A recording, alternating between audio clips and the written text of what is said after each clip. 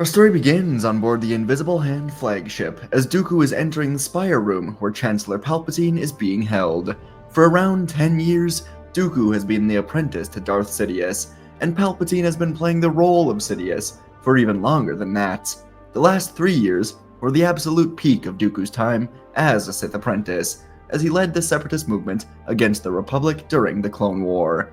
It was a war completely organized, created, and controlled by the Sith. And Dooku recently came to realize that all of this was a test. It was his great trial to determine whether or not he was ready to take up the mantle of being the Sith Master. And now, as Dooku had Palpatine alone, chained to the chair, it was his time to rise. And as Dooku entered the room, Palpatine knew this was a risky moment. Dooku has been a loyal servant to him and to the Sith plan for years, but Palpatine knows one thing to be certain. Treachery is the way of the Sith. It was the same way with him and Plagueis, as it was with Plagueis' master before him, and so many other Sith. When the Sith apprentice becomes equally powerful, or of greater power than the master, then it is only right they try to take down the master. If they fail, they know their place. If they succeed, then it was time. And that was a reality Palpatine was certainly expecting with young Skywalker. He would be the most powerful Sith of all time, and Palpatine would be fine dying at his hand, if he is powerful enough. But Dooku was different. Dooku is too old, and he still believes some Jedi like Kenobi are able to be saved. Palpatine knew that Dooku was disposable. Preferably, it would be Skywalker who kills him today after embracing the dark side, but that was best case scenario. And Dooku would walk down the stairs as it all began. Dooku told his master that he has taught him well, and then Dooku ignited his blade. He said it is his time to take over, and he promises to make it quick. Palpatine glared at his apprentice, and he hissed at Dooku, calling him an old fool, saying this will not go the way he thinks. The Republic will never bow to him. But Dooku said he certainly thinks they will, once he exposes the truth about who Palpatine truly is, and about how he was right to start the Separatist movement. The people will see the truth. The Jedi will be seen as conspirators with the Chancellor, and he will be the savior of the Republic. Palpatine tugged at the restraints on his wrists, but they were enhanced to stop him from using the Force. There was no escape. So Palpatine looked Dooku in the eyes as Dooku lifted his blade for the kill, and a small, creepy smile began to form on Palpatine's lips. And so Dooku swung down to take his head right off. But now Palpatine acted. As the blade came down, Palpatine contorted his body in an unnatural way, ducking perfectly under the swing as Dooku's blade swept through the air, and instead it sliced through the right wrist of Palpatine. His hand was sliced clean off, but this allowed Sidious to twist, punching Dooku in the face with the mangled arm. Sidious was using the pain to enhance his movements, and he dropped his saber out of his sleeve into his still restrained left hand, then ignited it to slice right through the chair. He was free, and he held the now ignited blade in his left hand as he stared at Dooku. Now his smile was wide, as he told Dooku it was never going to be that easy. So Dooku took a calm step backwards, wiping blood from his nose where Sidious hit him, and he actually unclipped his cape, something Sidious hadn't seen before. And Sidious spun his blade around in his left hand, saying that at least now it will be a fair fight, since he no longer had a right hand. Then he stepped forward, quickly striking at Dooku as the master and the apprentice began their duel. With only his one hand, Sidious relied on his ferocity and his speed, as he knew Dooku's elegant style quite well. His strikes came fast and unpredictable, one moment striking low, the next slashing high with an unnatural quickness. Dooku found himself pressed backwards, as this was not how things were supposed to go. This was supposed to be a clean betrayal, and Palpatine was acting offended that Dooku would even try this, as if he didn't kill his own master in his drunken sleep.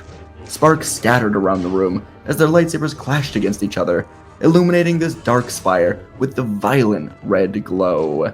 Sidious leapt up onto the higher platform, staring down at Dooku as he now had the high ground. He was luring Dooku upwards. The Count followed, his steps measured as he slowly moved up the stairs. And as he got to the top, Sidious threw his saber spinning through the air, and Dooku ducked under it as the blade struck the ceiling above. dislodging debris that forced Dooku to pivot, narrowly avoiding the collapsing metal. Sidious's left hand thrust forward, and lightning arced from his fingertips, and Dooku was hit hard by the lightning as he collapsed to the floor. Sidious now had his saber back, swinging down on a defensive Dooku, suddenly severing his right hand, as Dooku had to scramble away in pain. Dooku stumbled backwards, falling down the stairs, and Sidious was laughing at his victory. But his smile faded as Dooku stood back up with a new fire in his eye. Then, he used the Force to pull down the balcony before reigniting his blade with one hand. Sidious flipped down, and their blades would meet again, and Dooku had the initial advantage. His elegance was thriving, but soon, Sidious was embracing this chaos, his strikes becoming wilder, laughter echoing through the chamber, as the chamber was rocking with every volley from cannon fire going on outside. Sidious used the environment to his advantage, hurling shattered panels, broken debris with the Force, keeping Dooku continuously on edge. And finally, a perfectly timed strike sent Dooku sprawling to the floor, as Sidious stood over him, left hand plunging the red saber deep through Dooku's heart, delivering the killing blow, forcing Dooku to see he would always lose. Sidious felt victory flowing through him, but it would only last a moment, as the elevator doors hissed open from the destroyed balcony, and Anakin Skywalker and Obi-Wan Kenobi strode in, their lightsabers quickly ignited. The sight here froze them in place. Dooku, defeated on the cold floor, Palpatine standing over him, his Sith disguise finally revealed. And for a moment, time seemed to stop. The revelation of Sidious's true nature was hanging in the air. The Sith Lord turned slowly, his suddenly kind eyes meeting Anakin's, and he put on a panicked voice, saying that he escaped and he killed Dooku with his lightsaber. But the Jedi weren't fooled. Dooku's saber lay next to him, while the one in Palpatine's hands was unfamiliar. The truth was here, and both Jedi saw now it was undeniable. Chancellor Palpatine is Darth Sidious. For Anakin, this revelation was unbelievable. He just spent months fighting in the Outer Rim sieges, months fighting a war for Palpatine, months away from his wife, all for nothing. And just today, Anakin had said goodbye to Ahsoka once again as she embarked on a mission to fight the former Sith Lord Maul. Anakin left her to save this man, and in order to do it, he flew through the most dangerous space battle that he'd ever seen. Anakin nearly lost Obi-Wan multiple times to Vulture droids, Buzz droids, and he focused on his admiration, his love for the Chancellor, in order to fly through the swarm of droids trying to kill them just to get in here, hoping, praying to the Force that he would get here in time to save the poor old Palpatine. But now, everything was different. Anakin could feel his blade pulsing in his own hand, and he wanted nothing more than to be the one to end Sidious, here and now. And for Obi-Wan Kenobi, he spent the last decade tolerating the relationship between Anakin and Palpatine. He didn't like it, but Palpatine could provide something that Obi-Wan never really could, or at least something Obi-Wan wasn't allowing himself to offer. It was a sort of fatherly presence that Anakin always needed. He found it with Qui-Gon, but when Qui-Gon died, Anakin gravitated to the Chancellor, and Obi-Wan let it happen because it made Anakin happy. Obi-Wan was both far too strict in his teachings and far too lenient in Anakin's relationships. Padme, Ahsoka, even him, and of course, Palpatine. And so as Obi-Wan looked over to Anakin, he could feel the anger in his former students, but he made sure to tell him they do this together. The ship once more rocked heavily from the firing outside, as Sidious knew this was going to be a fight. There was no talking his way out of this, so he held his blade up with one hand and prepared himself, as both Skywalker and Kenobi moved in as one, striking at the Sith Lord together. Sidious was already heavily worn down from fighting Dooku, and taking on two elite duelists with just one arm was not going to be easy. The three of them moved towards the window, stepping around the fallen body of Dooku, and Sidious was holding his own, for now at least.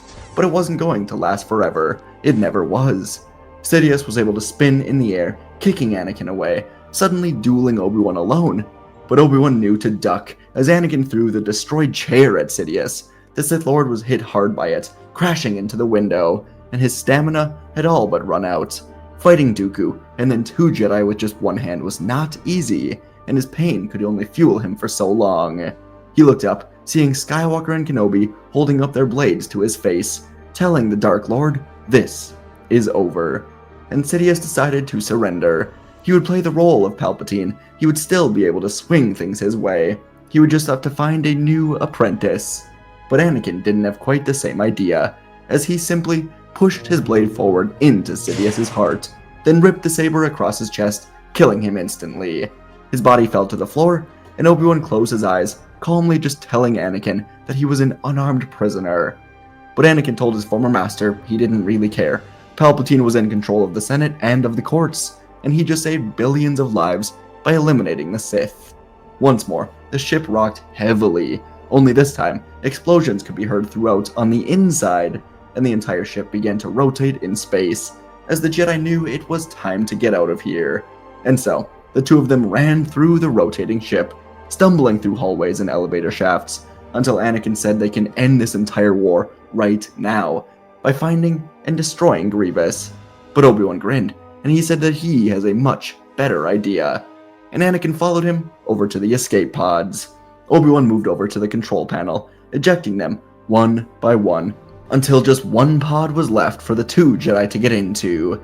They ejected from the ship, and then Anakin used his comms to order all the Republic ships to target the Invisible Hand, as they could confirm the Chancellor was no longer in any danger. So, as the pod began its path into Coruscant, the two Jedi were able to look out through the port window, as Grievous and his flagship exploded in a bright orange flash.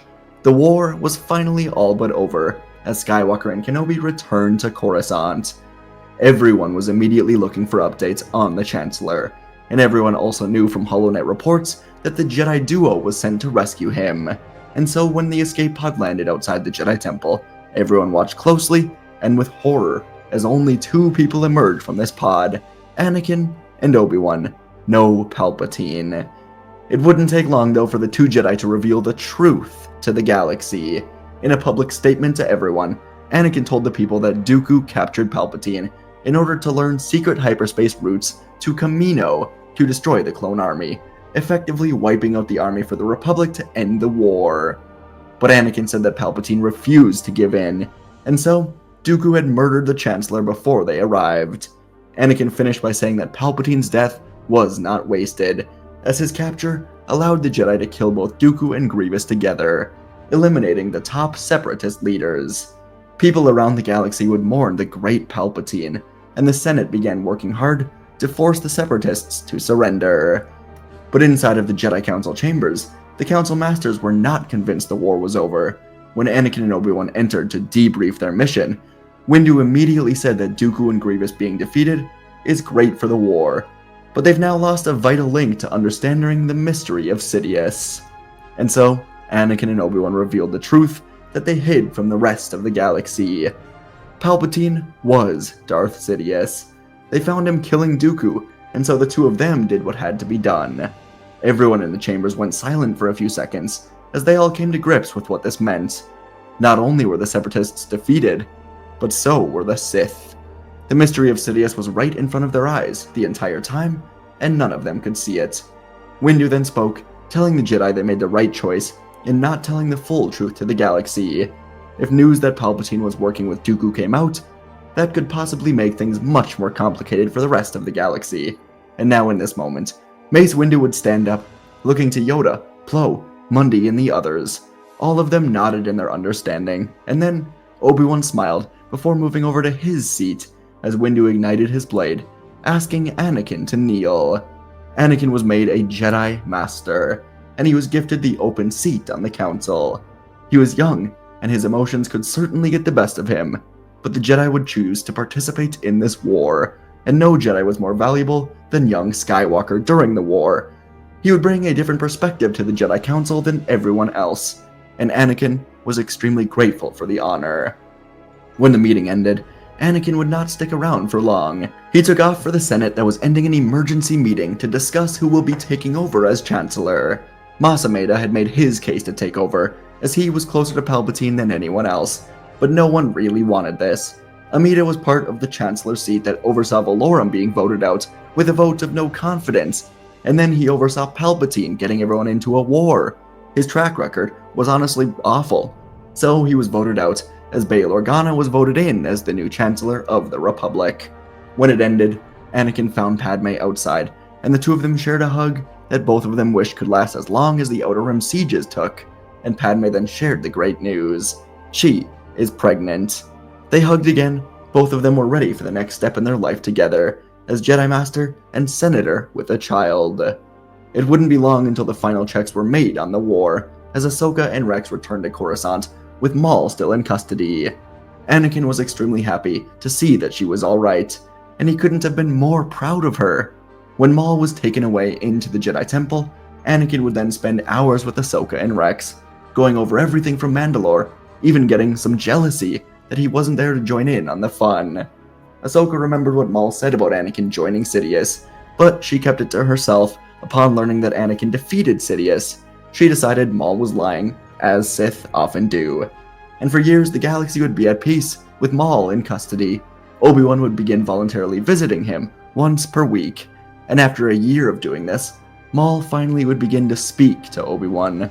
After 2 years, the two of them were having full-on conversations, and Obi-Wan wondered if someday Maul could have the darkness completely gone from him. Luke and Leia would have a choice of whether or not they want to be Jedi, and ultimately, Leia would choose to be a Jedi, being trained by Obi-Wan, while Luke took a life of politics after his mother. The clone army was still a part of the Republic, but any clone could choose to pursue a free life. And for many years, the galaxy would go on without war. And folks, that is our story for today. A little bit of a shorter one, I think. It'll come out after some editing, but appreciate you guys listening to this. Yeah, there was a lot of different paths I could go down, but I wanted to try one that I hadn't. I guess, in a lot of these, Palpatine obviously dies, but I wanted to go about what if it's a sort of like, what if Anakin and Obi-Wan discovered Palpatine in the Invisible Hand. But I really like the idea of Dooku betraying Palpatine and Palpatine being kind of ready for it, and ultimately it going kind of haywire. I will certainly, for sure, do a different variation of this story. It'll be called something different, but there'll be a day when I do a story like this where Dooku straight up kills Palpatine and maybe jumps to hyperspace or just fights the other two Jedi. I don't know, we'll get there someday, but yeah, for now, this is what I wanted to do with this. Let me know what you guys thought in the comments.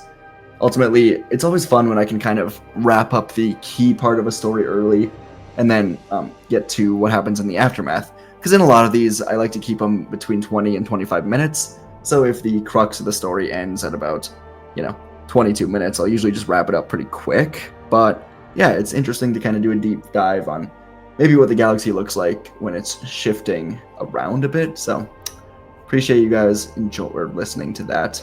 And yeah, hope you guys enjoy that. Thanks for listening, and I'll see you in the next video.